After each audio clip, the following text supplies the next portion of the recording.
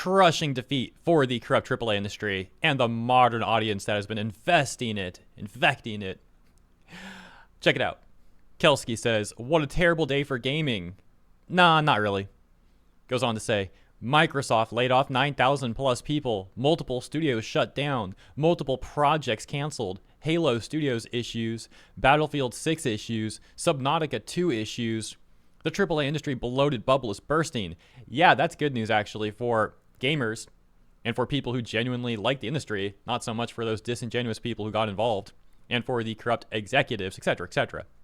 This image has become a complete joke, man. And as you might expect, the comments are largely saying similar sentiment to what I just mentioned. For example, comments are cooking. This is a good thing. The gaming industry needs a 90% culling to get back to small teams, big ideas, and great stories not tied to modern politics. And as you can see, as I'm reading that, it's like got another like there. I didn't see the exact number, but I saw the number move up. Other top comments reading, it's not a bad day for gaming, it's a bad day for gaming companies. Know the difference. And unfortunately, we need to accept the old games aren't coming back. These big companies merely flaunt the old IP while giving less and less of what gamers want. This outcome is inevitable at this rate. Another one saying, maybe they now realize DEI and woke isn't good for business. And then right below that, no, the bubble needs to burst, and there needs to be a return to center. As well as, what a glorious day, FAFO. That takes us over to the subreddit for socialist gamers. Yeah, that's actually a thing. And they have this post, rather a repost of this post from R Gaming that says, Microsoft to lay off thousands. Xbox chief says gaming division cuts will remove layers of management. And as you can see, as mentioned, this gets reposted on the socialist gamers subreddit, where we can see top comments such as from the OP here, reading, Capitalism getting capitalism. Emphasis is always on profit before creativity and humanity. I find this really funny because these people clearly lack the capabilities to think critically about things, and they lack nuance. Like, there's a lot of reasons why things are the way they are in the gaming industry right now, and you could have a great discussion about what's going on. But instead of that, let's just say capitalism bad, it's all capitalism's fault. Like, no nuance, no critical thinking. And the reason I emphasize that is because these sort of people, as you guys know, these modern audience types are always the ones to try and flaunt how great they are at critical thinking, but they never seem to actually be able to show that. It's just some rhetoric they like to use. They like to try and act like they think more critically about things than other people do, but as you can see, they don't actually appear to be able to do such.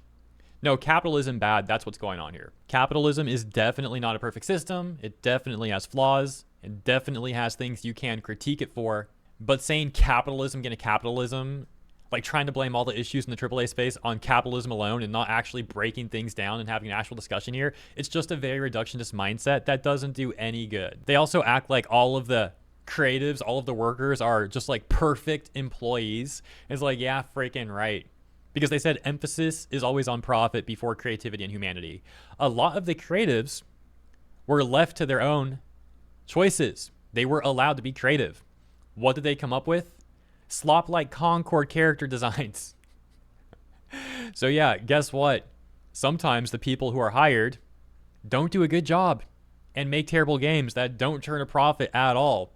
And yeah, the company might have to lay people off when that happens. By the way, yeah, Concord is Sony, not Microsoft. It's just an example, but if you need some Microsoft examples, take a look at what's been going on with, for example, Bethesda and Activision Blizzard. So what's their solution over on the R Gaming Socialist subreddit? Well, we've got this comment, for example, that says, imagine the possibilities with publicly funded gaming.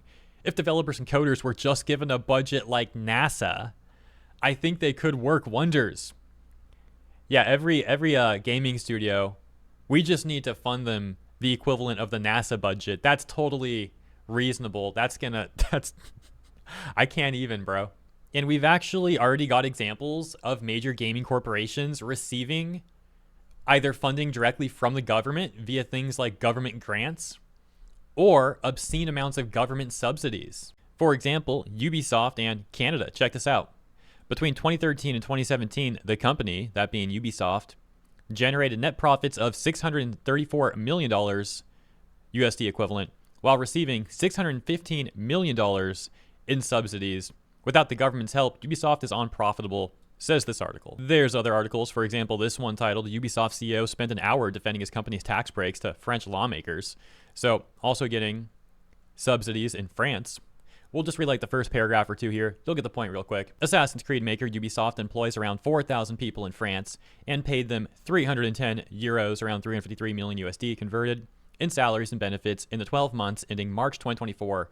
Company CEO Yves Guillemot told French politicians during an unusual hearing before members of parliament in France early last month. The cost of those salaries would have been 8% higher for Ubisoft if the company didn't receive tax breaks and other financial support from the French government to offset wages, Guillemot said. The savings is more than triple in Canada, he said. And lastly, this paragraph reads, that underscores how crucial tax breaks and government subsidies are to Ubisoft and to its business of making Assassin's Creed, Ghost Recon, Skull and Bones, and myriad other big budget games. Yeah, Skull and Bones, right? The first quadruple A ever, guys, according to Ubisoft, if I recall properly. What a joke. So yeah, that takes us back over to Reddit and that comment from a socialist gamer saying, imagine the possibilities with publicly funded gaming. And indeed, we don't need to imagine that. We've already seen some examples of that, and it often ends terribly.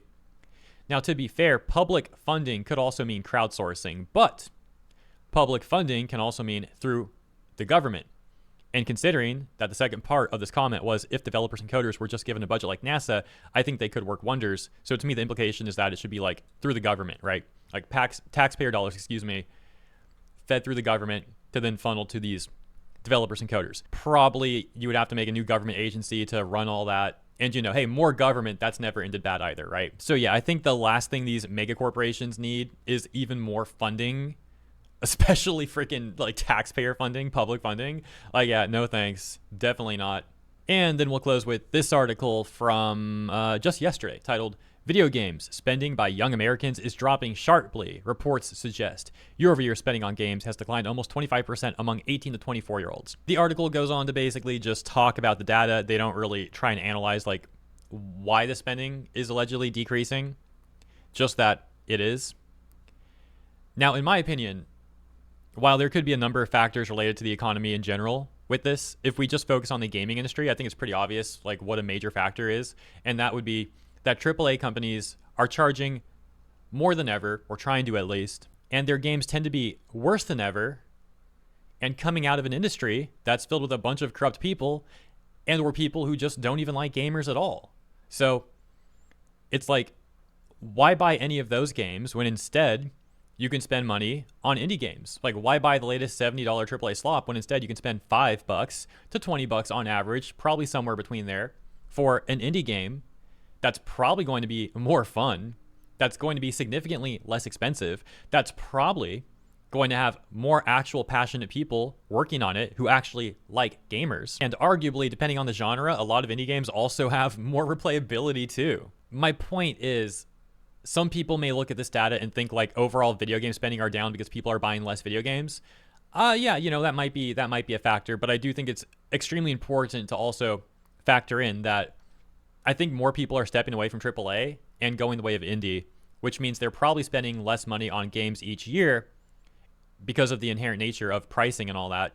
And so when you look at a figure like overall video game spending, it might be down, but that doesn't mean people are buying less games hypothetically. That is just a hypothetical though. There's another factor, which is people not buying new games at all, whether they're indie or AAA, and instead like playing old games in their catalog, which I think is also a great thing. Obviously, I think it's great to support caring indie devs, hardworking indie devs, but I also think it's great to just play games you already have. I think a lot of us have like a bunch of games we've never beat or never really touched, at least as much as we would like to play. So yeah, I think both paths are good.